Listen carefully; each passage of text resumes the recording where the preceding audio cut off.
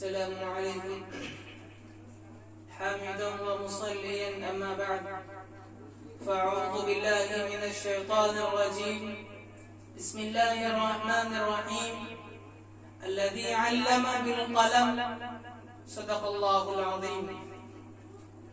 حصول علم گر انسان کو بے محنت ہوا کرتا، حصول علم گر انسان کو بے محنت ہوا کرتا تو جاہل ساری دنیا کی کتابیں دھو کے پی جاتا.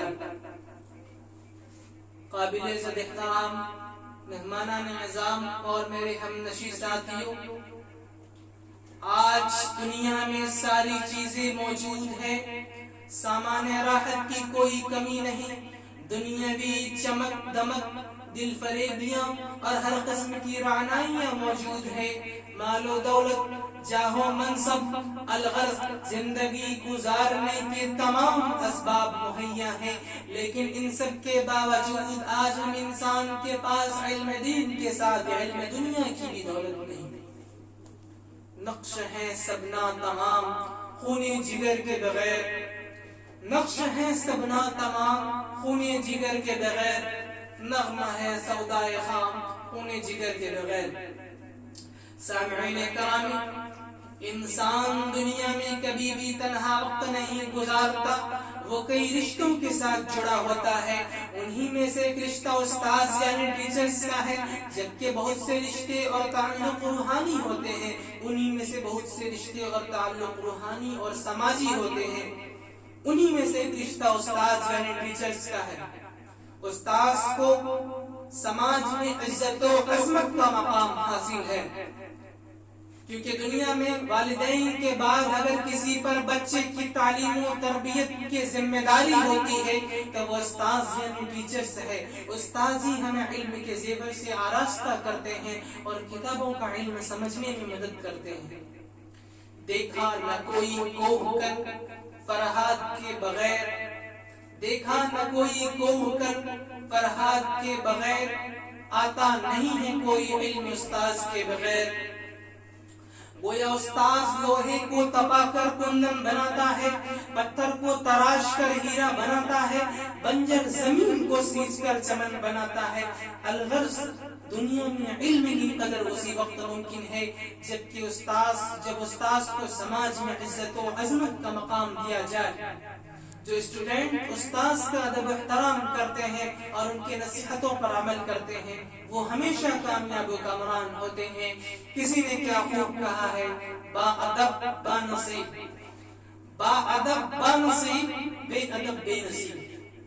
محترم سامعین، خلاصہ کلام یہ ہے کہ استاذ ہمیں علم کے زیور سے آراستہ و پیراستہ کرتے ہیں. گویا استاذ بادشاہ نہیں ہوتا لیکن اپنے اسٹوڈنٹ کو بادشاہ بنا سکتا ہے. اس لیے ہم تمام طلبہ یعنی اسٹوڈنٹ کو چاہیے کہ وہ استاذ کا جتنا بھی احترام کرے کم ہے. جس طرح دنیا میں حقیقی والدین کا احترام ہم اولاد پر فرض ہے، ٹھیک اسی طرح استاذ کا احترام بھی ہم شاگردوں پر فرض ہے. اٹھ اب کے بزم جہاں کا اور ہی انداز ہے، اٹھ اب کے بزم جہاں کا اور ہی انداز ہے، مشرق و مغرب میں تیرے دور کا آغاز ہے.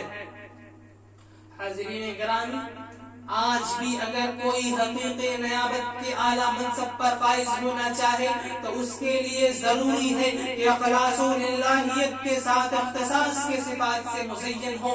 اس کے بغیر علم و فن کی صنائی کاغذی پھول کے مانند ہیں جن میں نہ خوشبو ہے اور نہ تازگی.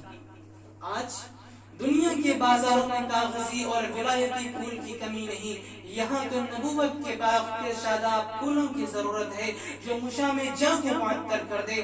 تاریخ کے صفحات پر ایسے سینکڑوں مثالیں موجود ہیں. مختصر یہ ہے کہ علم دین اور علم دنیا کے ساتھ کسی ایک فن میں اختصاص پیدا کر لیں تو دنیا آپ کو لوہا ماننے پر مجبور ہو جائے گی اور معاشی مسئلہ بھی حل ہو جائے گا. آئیے خلوص للہیت اور صبر استقامت کے ساتھ زندگی کا نیا سفر شروع کریں، ایک نئے عزم کے ساتھ آگے بڑھیں. اٹھ کہ اب بزم جہاں کا اور ہی انداز ہے، اٹھ اب کے بزم جہاں کا اور ہی انداز ہے، مشرق و مغرب میں تیرے دور کا آغاز ہے، منزل کی جستجو میں کیوں بھٹک رہا ہے راہی، منزل کی جستجو میں کیوں بھٹک رہا ہے راہی، تو اتنا عظیم بن جا کہ منزل تجھے پکارے۔